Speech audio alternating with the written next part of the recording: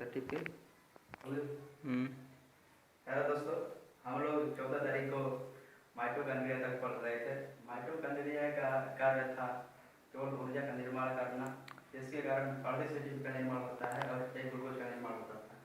आज हम लोग जब ऊर्जा हो गया, तैयार हो गया, तो उसको ले जाने के लिए कोई होना चाहिए ना, इसीलिए हम आज लोग उसी को पढ़ेंगे जो ऊर्जा को एक स्थान से दूसरे स्थान तक हमारे शरीर में ले जाता है। तो देखिए, चौथे स्थान पर है गाल्जी काय, या इसको गाल्जी बॉडी बोलते हैं। गाल्जी बॉडी का खोज कैमिलो गाल्जी ऑपरेटर्स ने किया था, जिसका कार्य परिवहन है। यह प्रोटीन का परिवहन करता है, ऊर्जा का वसा का परिवहन करता है। गाल्जी बॉडी का केवल हमारे शरीर में परिवहन का कार्य करना है, जो प्रोटीन का परिवहन करता है। इसके बाद आता है राजधानी को अंग्रेजी में वेकोल्स कहते हैं। वेकोल्स, इसका कार्य केवल जल संग्रह करना है। हमारे शरीर में 65% जल होता है। हमारे शरीर में जैसे तो हम पानी पीते हैं तो पानी हमारे लीवर में आता है, लेकिन कोशिका के अंदर पानी होता है जो 65% होता है। 65%।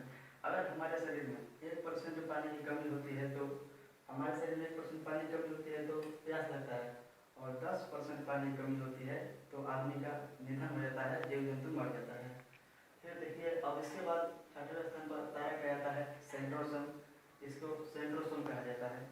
इसका खोज बोबरी वैज्ञानिक ने किया था। कोशिका का विभाजन एवं पुनः निर्माण, जैसे हमारे किसी भी स्थान पर कोई भी चीज़ कट गया है, उसको निर्माण करके पुनः निर्माण करके उसको स्थान को घाव को भर देता है। इसके लिए काम आता है तारा का। तारा का एक क्वेश्चन अंग्रेजी में सेंट्रोसोम कहा जाता है। यह कोशिकाओं को निर्माण पुनः निर्माण करता है। लीवर में अधिक विभाजन होता है, इसलिए लीवर में अधिक विभाजन होता है और ब्रेन में बहुत कम होता है।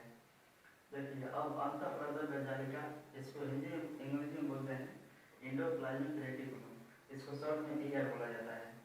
एंडोप्लाज्मिक रेटिकुलम आंतरिक आंतरिक सहायता प्रदान करता है। हमारे शरीर में हम जैसे खड़े हैं, हमारे शरीर में अंदर हड्डी भी है जो हमको पिलर के समान खड़ा करने का कार्य करता है। उसी के अंदर अंतःप्रदर जालिका कोशिका होता है, जो कोशिकाओं को सहारा प्रदान करता है खड़ा होने के लिए, उसको मजबूती प्रदान करता है। एंडोप्लाज्मिक रेटिकुलम के दीवार के अंदर इसको दो भाग होता है। इसके एक भाग स्मूथ ईयर होता है और एक साथ रफ ईयर होता है। स्मूथ में जैसे चिकनी वसा का निर्माण होता है, इसमें स्मूथ में चिकनी स्थान है जहाँ पर वसा का निर्माण होता है, और अंतःप्रदर जालिका के दूसरे भाग में रफ साइड में प्रोटीन का निर्माण होता है। यह रफ साइड में एक छोटे छोटे कण होते हैं जिसे राइबोसोम कहा जाता है, और यही राइबोसोम अंतःप्रदर जालिका के रफ साइड में प्रोटीन का निर्माण करते हैं। इसीलिए राइबोसोम को प्रोटीन का फैक्ट्री भी कहा जाता है। प्रोटीन का फैक्ट्री कहा जाता है, इसे ER को प्रोटीन का फैक्ट्री भी कहा जाता है। अब देखिए, 8वें स्थान पर यहाँ जो है राइबोसोम, यहाँ पर